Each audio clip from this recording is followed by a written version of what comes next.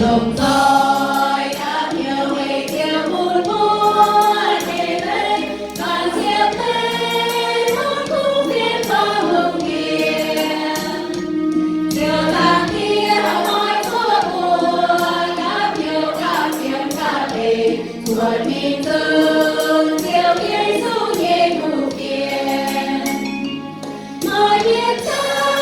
sao hai bài ơi chỉ nói cùng phiên mời biết cha tôi yên ra ta mùa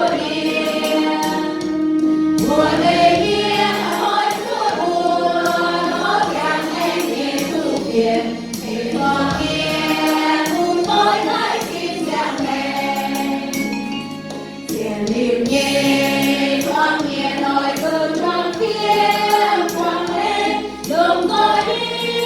xuống chiếu in trên ngủ kiền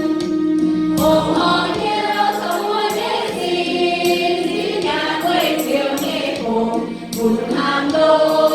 mỗi từ hoang chiều nhẹ vàng